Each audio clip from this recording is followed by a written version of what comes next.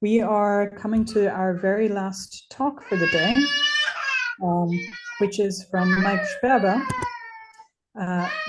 Michael Sperber has spent his career at the intersection of programming languages and software practice, from editing the Scheme R6RS standard to building real-world software at Active Group. We actually met through the functional programming community here in Berlin and later at BobConf, conference bridging academic work with industry practice, where he's done a lot to bring academic ideas into practical use. He'll be closing out our workshop today with reflections on a fundamental aspect of specification: the setting of requirements, how or whether that should inform language design going forward. Please help me welcome Mike to the stage.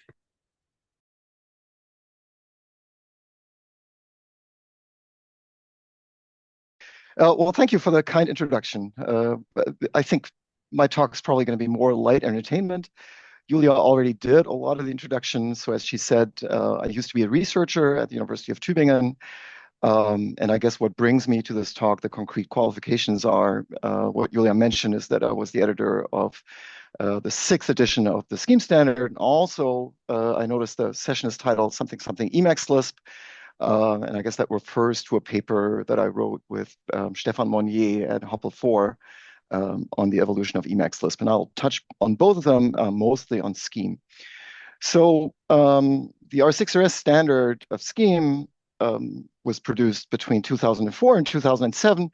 And to me, it really felt like it took forever. It took a really long time, and that was exacerbated by the fact that we really started late.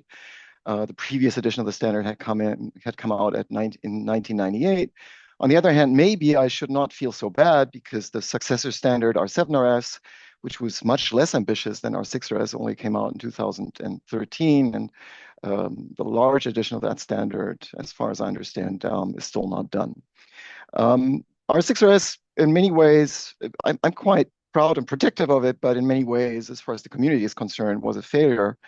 And one question that you might ask is, well, why did it take so long from 2004 to 2007?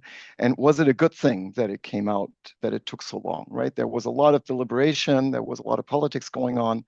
But is it really a good idea to kind of think very hard for a very long time, really to do the right thing? So if you know about Scheme, you know it's the language of getting things exactly right, which is part of its grace, but also part of its problems. So I want to suggest that, well, most users of programming languages are really users of programming language implementations, and those are pieces of software. So I think it's okay to compare programming languages to regular software projects.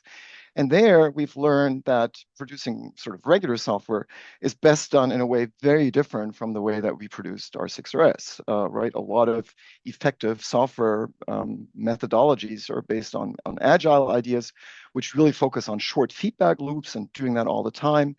And this book here, Accelerate, reports on a study where they sort of compared, what factors influence software quality. And they found out that you have pretty good correlation between the frequency of releases and the quality of the software. And when they talk about frequent releases, in a lot of the software projects they're looking at, they really are looking at several releases per day. And of course, then we're talking mostly about internet sites and things like that. So that doesn't quite apply to every piece of software, but the general idea holds. The thing that always amuses me is the more signatures you need to push out a release, the less good the software gets. And so that's very different from the way the standardization works. And there's another aspect that comes into this, right? Software follows requirements. And Julia mentioned that we met at Bob. We met at Bob earlier in this, but she gave a great talk on the design of the module system in JavaScript 2 years ago. And what really struck me is that she talked about requirements in a very fundamental way, influencing not just the actual design, but also the process by which standardization progressed. And I invite you to look at your favorite programming language standard and look for a list of requirements. Like, what is the language trying to do if it's not trying to do everything for everybody?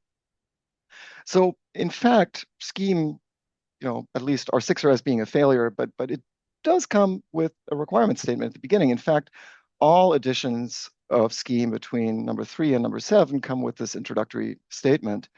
There's this famous first part, programming languages should not be designed by piling feature on top of feature. If you work in standardization, I recommend not doing that, not putting that in your introduction. I kind of regret not taking that out because it means whatever you want it to mean, and it certainly derailed quite a few discussions. But I really want to focus on the second part here that says that scheme is supposed to have a small number of rules, and it's supposed to be practical and efficient, which is kind of interesting. Looking at our 3RS through our 5RS, I think are many good things, but they're not particularly practical. Well, if you look at the predecessor standard, our 2RS, interesting, it doesn't have this statement in the introduction, but it has sort of a nerd poem right there, where it refers to the lambda order and things being first class, and there's Lord of the Rings references, so it looks like it was written by 14-year-old adolescent males. But this is a far cry from requirements, and it's very difficult, I think, to really produce a meaningful consensual standard from that kind of statement. So with our 6RS, certainly there was a couple of grown-ups in the room, and one of them was Kent Dybvig, our project chair. And he insisted right at the beginning of his reign that we would put what he called principles at the beginning of the standard. And those principles actually do contain a few requirements. So, scheme programs should be readable. You should be able to produce portable programs, substantial programs, efficient code. They should also be there for teaching, and they should help you explore the design, implementation, semantics of programming languages. So you can already see that that's a really, really tall order, part of the problem of scheme. But at least it's it's written out what we wanted that particular edition of the standard to do. Well, these were kind of requirement-like principles. These are more like principle-like principles, things that program source code as data. That's of course an honorable goal, but it's unclear what requirements that's supposed to fulfill. Procedure calls are supposed to do everything. So these are some design principles that are supposed to guide how you fulfill these requirements. And I think that was so Kent didn't take up that position until fairly late in the process, and so maybe things sped up considerably after he took over. And I think partly it is because of this. And but before I talk a little bit about how that played out, I want to point out that you're doing something that we do routinely in software architecture, which is to balance out trade-offs. And these are just random people I pulled off the internet with no relation to real people. But you can imagine that because Scheme is a language that was originally built actually for researchers, Scheme has the good or bad fortune of having a lot of implementations. And of course, the implementers not just have requirements, but also very strong opinions. And then there's people who just want to write programs and who are not so much who don't really want to be involved in language design. You'll remember from the introduction that it said, practical and efficient. And of course, those are very general terms. But really, when you're talking about, and Kent's principle said substantial programs. So if you really want to write practical, substantial programs, I want to point out that this means that you need to think about long-term development. And why is that? I think that the reasons for that were spelled out in the early days of what we now call software architecture in the 70s, in that as programs evolve, at least as pieces of software evolve, the effort and the money goes not so much into writing the code, but in changing the code after the fact, because requirements evolve, there's new requirements, the old requirements change. And so you really shouldn't optimize necessarily for being able to very quickly crank out code, but you should optimize for being able to change that code later. And as language designers, you have that dual responsibility of not just supporting the long-term development of programs written in the language, but also of the language itself. Now, and because of that aspect of software architecture that you really need to support changes in the code, that means that language evolution should not require code changes in the code that's written in the language. Evolving requirements should require few changes. And people have been thinking since the early 70s on how to do that. And one important aspect, here's David Parnas's classic paper, was to somehow support modularity or to implement modularity in your software to reduce a phenomenon that this green book here, structured design, calls coupling, which are interdependencies between the different parts of your program. So if you have few of these interdependencies, then that means that you don't need to make so many changes in response to changes elsewhere, to changes in the requirement, to changes in the requirements. And that seems obvious now, but I think it was not quite so obvious back then in the 70s. So this talks about the long-term development of the programs written in the language, but I should point out that this is something that you could also apply to the language itself, in that language evolution should probably not require language changes, right? Because these then force you to have code changes, and there's a couple of communities that could maybe benefit from taking that into account more than they're currently doing. So I want to talk a little bit about how that played out with our 6RS, with a particularly, I think a pretty good part of the standard, but one that was very contentious, which is probably not so good about it, which is the records. So here's a record type definition in our 6RS, and what it does, it defines a compound data type in this case with two components, the X and Y components. And you can see that this definition produces, this one form here produces several definitions. It binds several names. So it binds the name of the record type itself. That's right here. It binds the name of the constructor, the predicate that distinguishes objects of this type from other objects. And here are the two selector or getter functions that allow you to extract the X and Y components from a record. And so this is understandable to some point, but it's pretty tedious to write, right? If you imagine that your record type is going to have more fields, and if it might also have mutators and not just selectors, you have to write out the names of all of those things that it defines. And that, well, it might seem especially tedious to you once you realize that all those names basically follow a naming convention, right? So here's the record type, and here's the names of the fields, and everything else follows a convention. There's this make minus prefix to name the constructor, the point P, the question mark suffix to name the predicate, and then there's here the record type and the name of the field separated by the dash that name the selectors. So do you really need to type out this thing? No, you don't.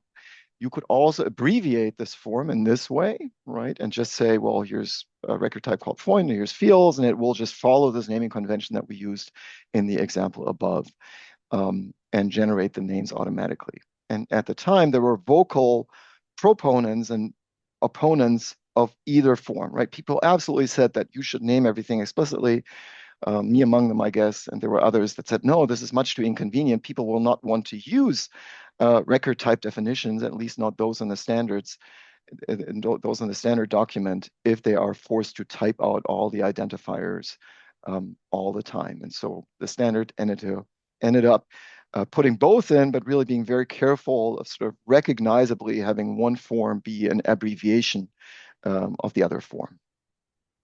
So, and this was all there in the name of, you remember, Scheme's supposed to be a practical language and of practicality. We wanted to design programming language features that that people would want to use, or that were practical enough that people want to use it in practice, not just for research papers or to argue about programming language features.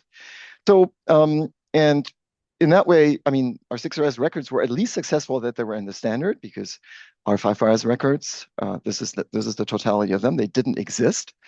So there was no standard way of defining compound data except for using the built-in pair data type. So it was only a single compound data type. Well, two. There were vectors as well in Scheme, but you were what we call records today. You would have had to build them yourself in the days of our 5RS, and so we felt that went a long way towards making records practical. But I should mention there were a lot of other things in the record proposal as well. So we felt that records really needed to be extensible. So there was an inheritance mechanism in the language. And there was also a mechanism for defining custom constructors. This is this protocol thing that you see here.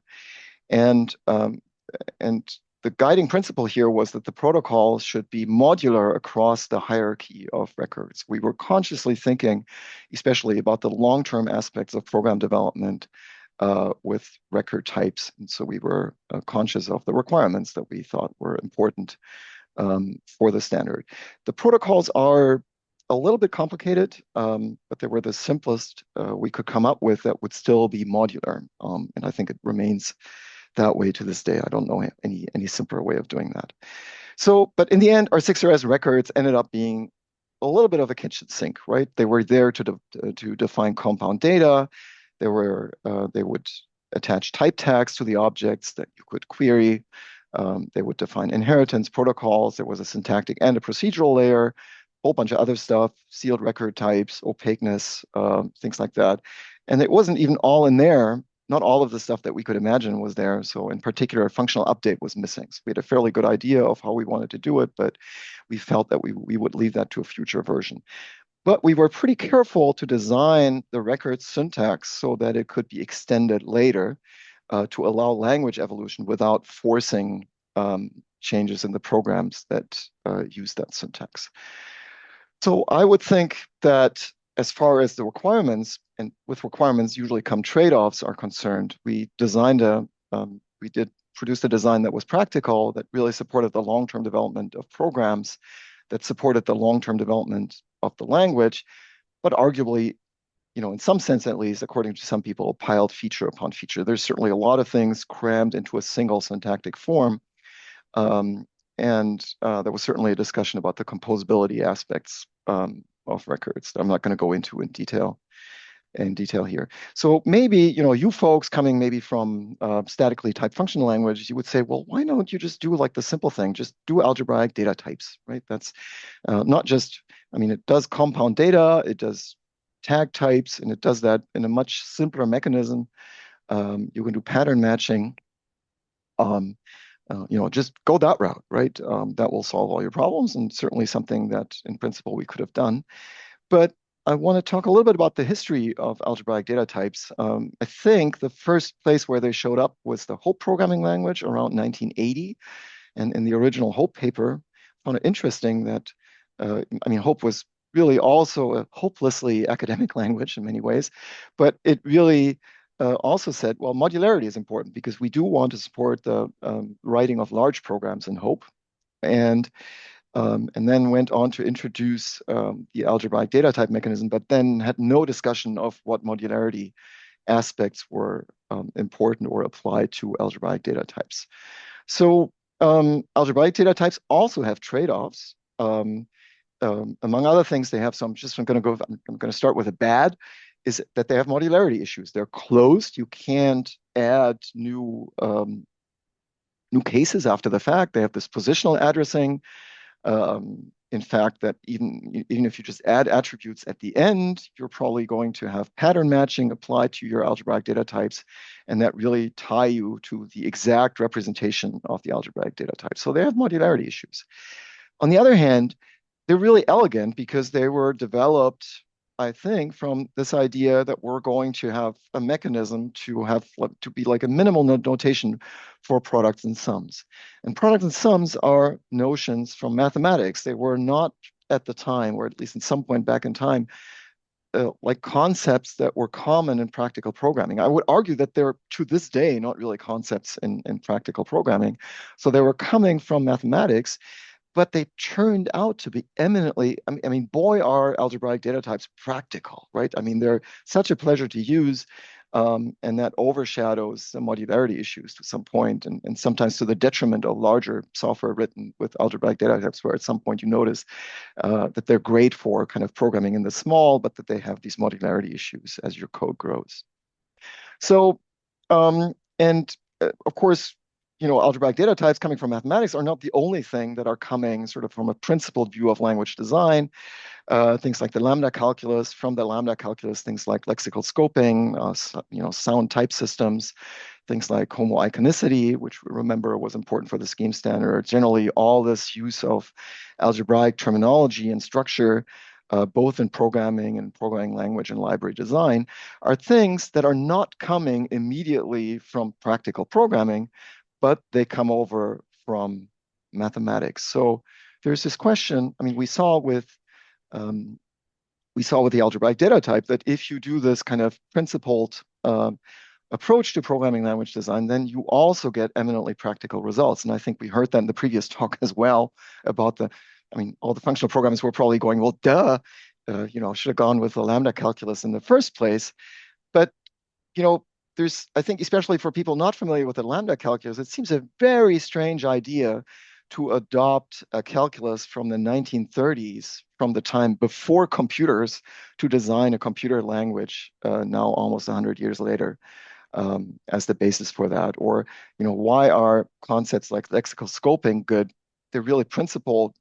Some of the hackers from the list base will tell you that dynamic scoping was great because it allowed you to kind of muck with the innards of a system and really adapt it to your needs. I think with sound type systems, you can see a lot of cases where soundness, of course, is wonderful and it's great if you want certain properties of your programming language. But over the history of type systems, certainly there were a lot of features that I think insufficiently took into account requirements. But still, these are all great design principles for languages. So why is it that, I'm just going to simplify it and say, well, why is it that using mathematical principles gives you something that can also be practical?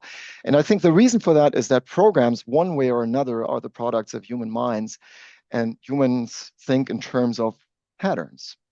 So I'm going to be a little bit esoteric here, but we recognize that our brains do not think in arbitrary ways, right? We recognize things like symmetries. We like symmetries and things like music or architecture and many different things. And so these are things that kind of just get distilled into mathematical concepts.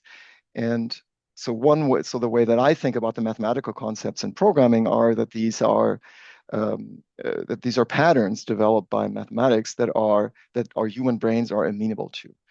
Even though, you sometimes get complaints that we have these funky names for things like associativity or whatever, semigroup or monoid. We should really call them appendable. But I think the names are not so important. For fourth graders understand the concept of associativity, even if they don't know the name. They understand that, oh, if I've got lots of pluses chained up, I don't need to worry about the parentheses. And so it goes with some of the fundamental algebraic concepts that we use in programming, is that they represent patterns that are really good for organizing our domains. And therefore, they're also pretty good for organizing programming language. In particular, for example, the lambda calculus is a pretty good pattern for thinking about names and binding and things like that. And it doesn't seem that we found something substantially better in the time since then. So as a language designer, and I think we saw that in the previous talk as well, you have then this question, well, should you really favor requirements as you design, or should you start with requirements, or should you start with something principled from mathematics that's very elegant and maybe a little bit ivory tower? And I think actually it's not all that important. In particular, maybe here's another point that I was involved with. I mentioned that paper I wrote on Emacs Lisp. And back in a former life, when I was still doing research, I produced with my student, Matthias Neubauer, we did this ICFE paper on replacing Emacs Lisp by Scheme. We really wanted, he says, down with Emacs Lisp. And for doing that, we needed to go from the dynamic scope of Emacs Lisp, which was coming from classic Lisp, to static or lexical binding. Now I should note, so first of all, I should say this effort fizzled and never went anywhere. We were in academia, but also it would have been another instance of doing something like monolithically over a long time stem, doing this big thing, rather than doing things in little steps and doing that with a tight feedback loop. But I should note that this dynamic binding that Emacs Lisp had at the time was really drawn from requirements. So there's actually a document that explains that the way that you configure your Emacs really is consonant with this concept of dynamic binding and then with the way that you program. And that's spelled out both in the Emacs Lisp documentation and in that paper as well. But a couple of years ago, Stefan Monnier went and introduced lexical scope. So something that was coming from the programming languages. Ivory Tower was this principled, elegant mathematical thing. And he did that so that you would have two variants essentially in Emacs, both a lexically scoped one, a dynamically scoped one. And then he would be able to convert files one by one to lexical scope and do that in an incremental fashion. So you can see that with Emacs Lisp, which started sort of on the practical side, coming from requirements. Well, I mean, there was a lambda in there, but still, you could still move towards a more principled design. But Emacs Lisp in many ways was much more successful in Scheme, and I think it was because, I mean, not exclusively, but partly because there was a tight feedback loop and that things get done incrementally. And we'll see if there's fancy types somewhere in the future of Emacs Lisp and whether that will end up fulfilling actual requirements. So yeah, I'm just going to have some sort of generic suggestions if you're in language design, is in that really math and lambda calculus go a long way in providing a solid foundation for programming language design. And you might have your own set of things from logic, from type systems and whatever, that will guide the principles that you use in language design. But I would also encourage you to formulate and respect requirements and consider that as you put these principal things in your programming language. And maybe you're going to need to change them a little bit or augment them or put things in like whatever, the R6RS records, which are not really coming from an elegant mathematical foundation, but really from a desire to respect requirements. Once you do that, you're going to make trade-offs. And that's something that we're very conscious of and that we do all the time in software design and software architecture anyway. And I think we would have been, I think we should have done better with the Scheme committee, being aware of that fact. Everybody wanted to do things right and felt that there was only one way to do things right, and nothing that was ever the slightest way not right should ever get into the language, and that's just no way to have a sustainable process over the long term.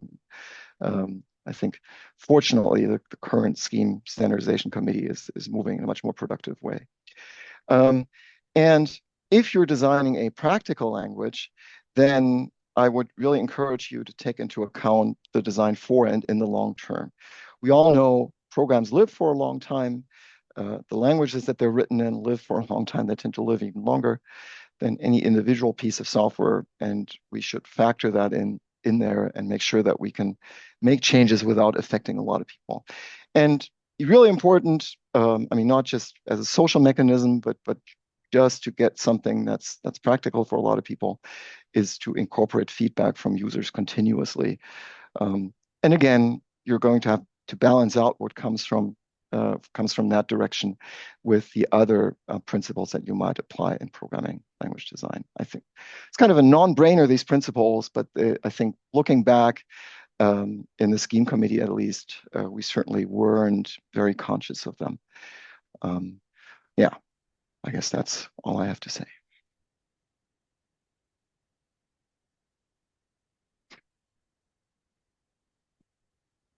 Andres? Hi, Mike. Hi. So great talk. Lots of good points you made, I think.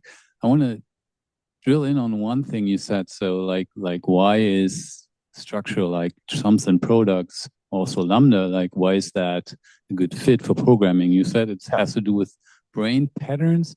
I'm not so quite sure I believe that. I think it's more like we are trained on mathematical structure, right, to quite a degree. It's kind of part of civilization process in a way, and our education. I'm not necessarily sure that's a natural brain kind of thing. What I would suggest instead is that these are mathematical structures, so products and sums, but also lambdas, which are kind of like the minimal way to have exponentials, right? So they fit in this pattern too. They're just like, and I mean, math in general is the science of finding like minimal canonical structures. And when you translate that idea to software, that means we have identified the kind of canonical building blocks for things in a way.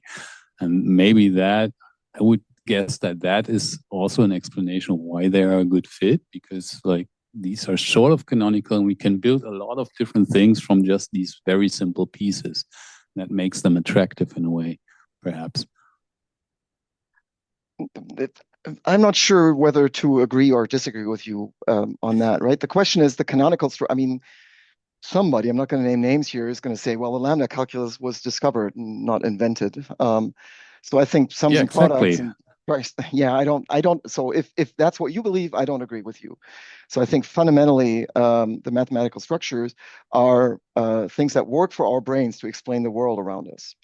And I think it's software, I mean, focusing on sums and products for a moment. So we do, I mean, I see a lot of software written by other people and written in languages that don't have good expressions for sums and products. And they tend to not do so well organizing their domain and organizing their representation of their domain, right? So there are tools that help us software developers and our brains to organize the domains, which are also, you know, made by people. So I think all of these things are fundamentally human things.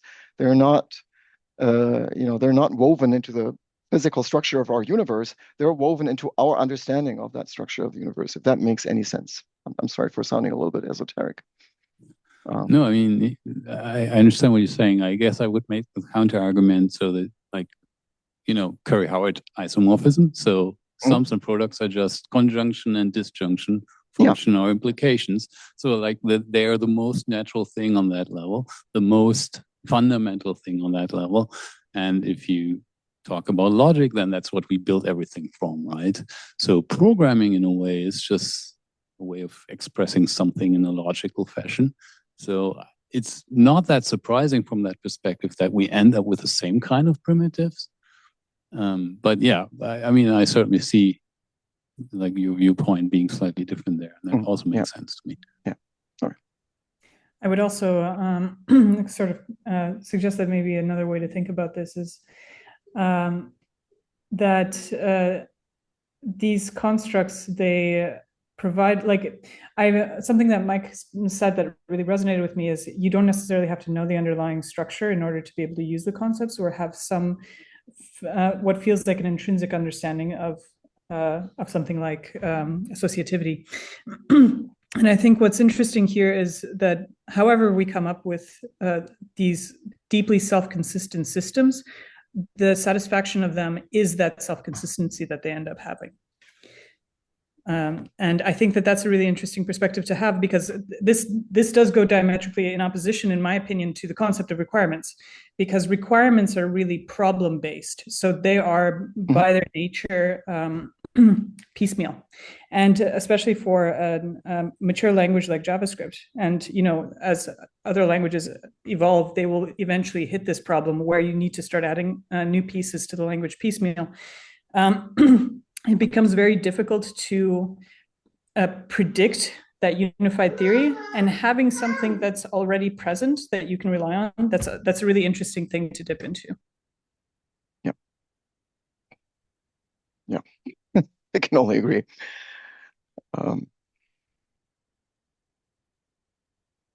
I should maybe to expand on that a little bit, maybe going a little bit off turf on this, right? So I talk a lot to sort of requirements people, to software architecture people who come from requirements engineering.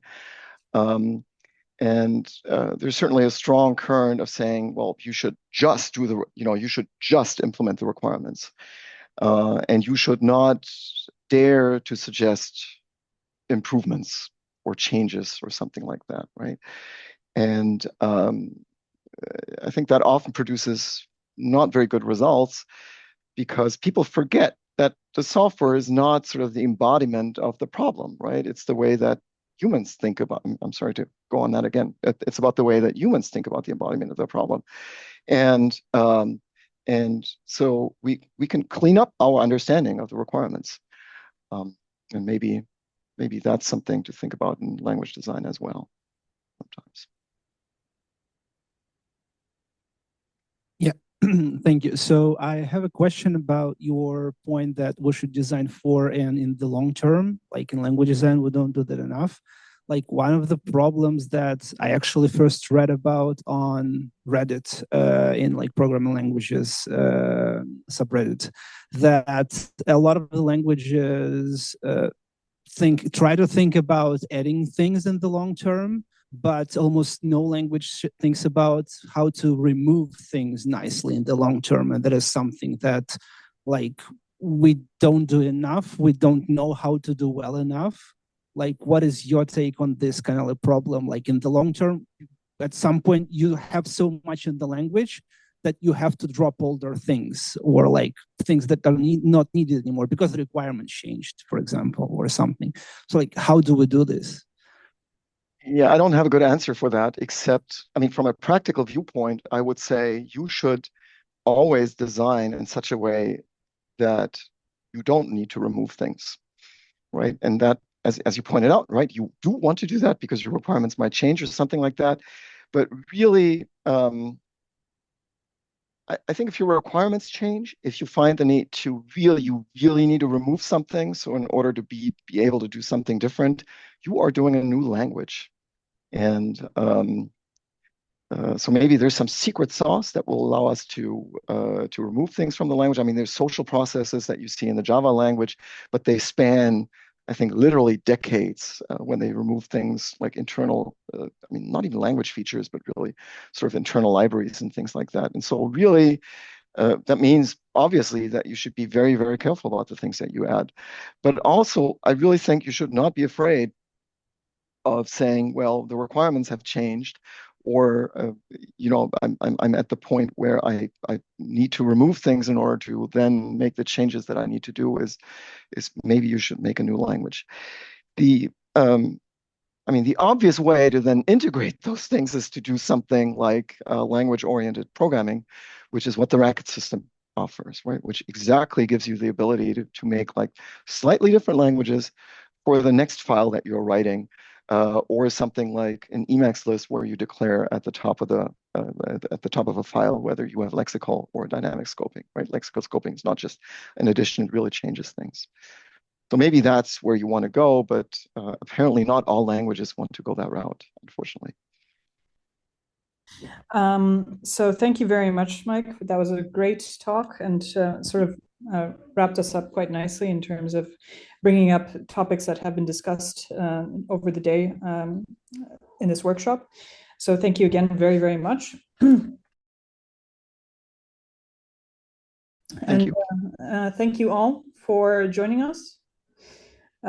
We've had some really fantastic talks. I'm quite looking forward to the conversations that will take place, also that took place over the day. It's been really, really wonderful to have this first edition of PLSS. Mikhail, do you want to add anything? Yeah, so I would also like to join Julia in thanking everyone for attending and thanking all of the speakers for traveling here and giving fantastic talks. So I hope we have made a program as wild as possible, combining completely uncombinable languages. And I hope that we will see each other at a future edition of PLSS. So thank you very much.